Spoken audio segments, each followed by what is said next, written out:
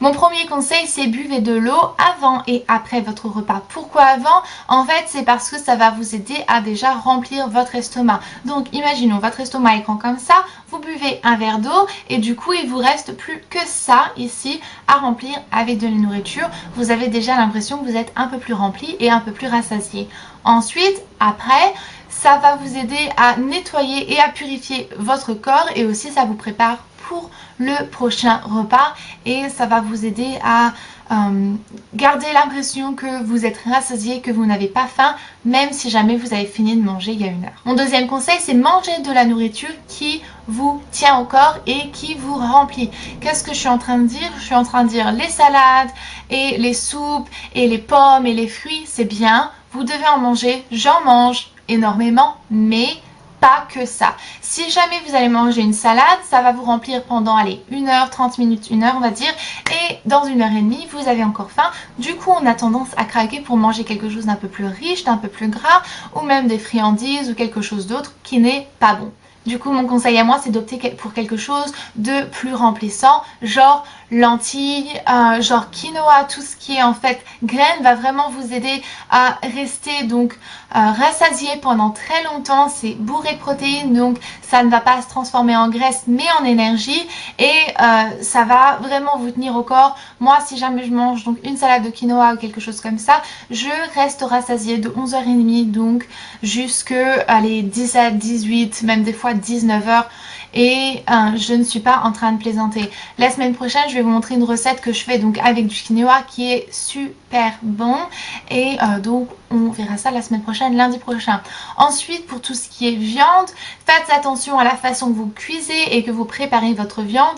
Mais c'est indispensable pour votre organisme de manger de la viande. Pourquoi? La viande, en fait, est quelque chose que votre organisme et que votre estomac a le plus difficile à digérer. À diriger, je sais pas où est-ce que j'allais avec ça, bref, à digérer et ce qui en fait brûle beaucoup plus de calories parce que votre corps est en train vraiment de travailler et surtout la viande rouge, c'est la viande la plus grasse mais c'est aussi la viande la plus difficile à digérer, du coup ça va brûler beaucoup plus de calories en le digérant et c'est bourré de protéines, du coup ça va vous tenir au corps et vous n'allez pas avoir faim dans 1 heure. Mon troisième conseil, et je pense que vous y attendez, c'est travailler vos abdominaux. Il n'y a pas de miracle, vous n'allez pas vous retrouver avec des abdominaux en béton si jamais vous ne les travaillez pas.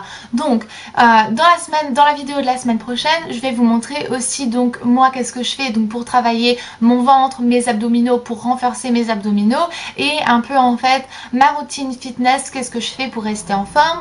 Donc, vous verrez les exercices que je fais dans la vidéo de lundi prochain.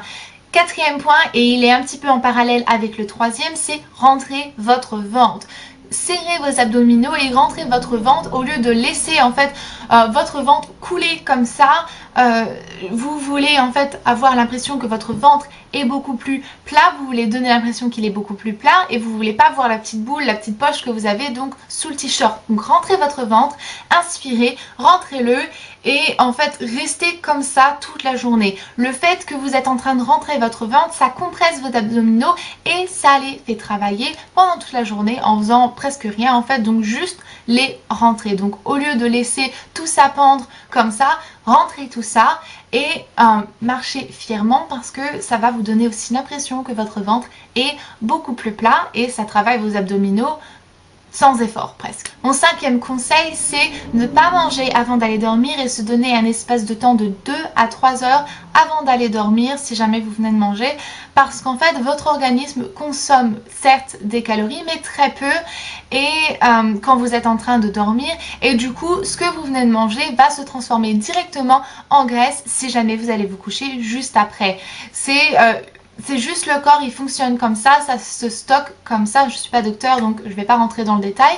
Mais donc si jamais vous vous donnez 2 à 3 heures, ça a le temps de brûler tout ça et votre organisme donc peut se focaliser sur la restauration de lui-même et aussi toutes les cellules se réparent, votre peau, tout se répare donc pendant la nuit. C'est ce que votre corps fait pendant la nuit. La journée, il brûle les calories parce que il est en action et tout et pendant la nuit il se restaure, donc vous voulez vraiment faire attention que vous ne changez pas donc la façon que votre corps est censé travailler en lui donnant un repas très riche et très nourrissant juste avant d'aller dormir, en sachant que tout ça va se transformer en graisse. Si maintenant vous êtes obligé de manger avant d'aller dormir, juste avant d'aller dormir, faites attention de ne pas manger quelque chose qui est gras, ne pas manger quelque chose qui est donc sucré, parce que ça se transforme directement donc en graisse. Donc mangez plus quelque chose, une soupe ou de la salade, et là vous pouvez manger quelque chose de vraiment très light qui va vous tenir au corps pendant 1 heure, mais que après, de toute façon vous êtes en train de dormir, donc il n'y a plus de problème. Mon 6e point, c'est faire attention à tout ce qui est sucre, riz, pâtes, donc les sucres lents, et tout ce qui est donc nourriture riche en lipides. Pourquoi? En fait, le sucre, j'ai pas besoin de vous expliquer trop. Par exemple, voilà une portion de sucre et voici une portion d'œuf. L'œuf et la portion de sucre, en fait, sont égales en calories. Le truc, c'est que votre œuf, lui, c'est de la protéine, votre sucre, lui, c'est du sucre, et en fait, toute la portion de sucre que vous avez, une fois assimilée dans votre organisme, va en fait directement se transformer en graisse.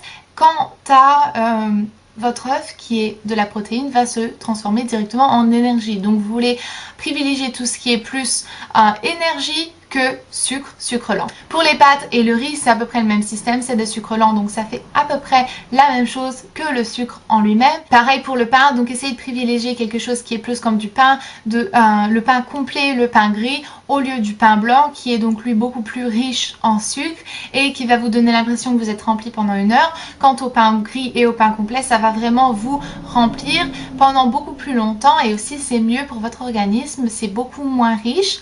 Et ça se dilate beaucoup moins aussi dans votre organisme, ce qui va aider à ne pas amplifier l'aspect de votre ventre qui est un peu plus rond.